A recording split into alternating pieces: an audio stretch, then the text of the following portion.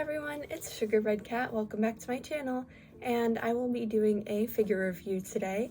It will be of this adorable Rengoku figure. God, I love him. He's one of my favorite Hashiras.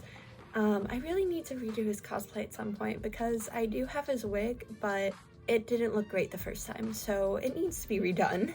I'll redo it. I have his prop sword, so I'm probably going to be redoing the wig first, figuring out a cosplay for him, because what I'm probably going to do is I'm going to use the base off of my Shinobu cosplay and make the Hyori and leg pieces myself, since it's not really all that different from Shinobu's.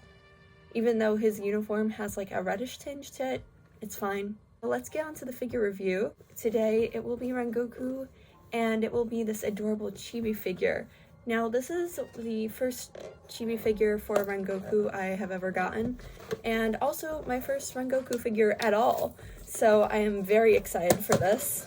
And let's just open him up. I'm having a hard time with this, and I am already destroying this box. Oh lord. Looks like I can't save the box. Oh well. The brand is FuRyu. I think that's how you say it. FuRyu. This is my first time getting a figure from this brand, so I hope it's good, because up to this point I've only gotten Bandai and Sega figures. Alright, so he comes in some thick plastic, that way he is nice and protected. So let's open up this plastic and get to the figure underneath. Now, I'm super excited about this because he comes surrounded by fire, and it is cool as hell. And specifically the dragon fire from, I think it's his 7th form? It's either the 7th or the 8th form. And I do like how it came in some bubble wrap and plastic wrap to protect it. Oh, this is neat. Look at it. Like, we got a little bit of flame spiraling up his sword, and you just have this fiery dragon in the back. Like, God, it looks cool. And also, like, the coloring is pretty good too. We got the bright red for his hair. It's not bleeding onto the yellow, which is nice. And it even is on the bottom part of his ponytail. The detail is good with this one because they also have individual strands of hair poking up a lot more than I would expect to see from a chibi figure, honestly. So this is really good. They have a gradient on the Hyori cape thing he wears. It's not really a Hyori, it's more like a cape, but it has a yellow to orange gradient on the cape, and then more I have a solid red blocking for the fire. I do like that. They go in on the tiny details with his shoes, because you have his leg pieces right there. It's a little hard to see, so I'm just going to describe it. You can see the individual straps of his shoes. It's just really neat because you can also see the buttons and the belt and the 2 little lines on the side of his uniform really clearly. I don't know why Demon Slayers have that though, because it's not really a functional pocket. It's just kind of there. It doesn't really do much, but decorative purposes, I guess.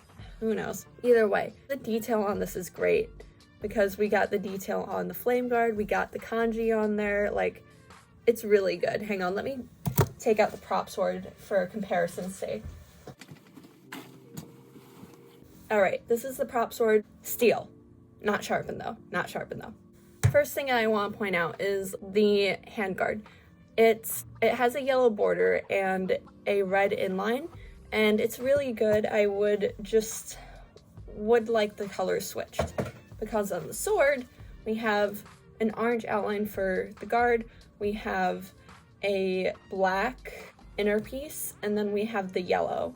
So it's just one of those things where it's like, it's close, but it's not quite there. But it's not really all that noticeable, so I would probably forget about it if I wasn't looking closely at it for like a week. Now, I want to point out the kanji on his sword. Right there. I am a little sad that the sword doesn't have the flame pattern on it, but I do want to like line up the kanji and see if it matches. It matches. Hell yeah. Oh my god, this is so cool. Ah, I love it. But yeah, like, this is really neat. I really need to just dig out his wig and cosplay him again, so I can actually practice with this thing and film like some cool videos with it for you guys. Overall, it's a really good figure because I think this bit in the back is either really good quality plastic or resin. I think it's resin though. I don't know, it's too clear, too nice to be plastic. And also just like the individual teeth on this thing, like they're actually kind of sharp.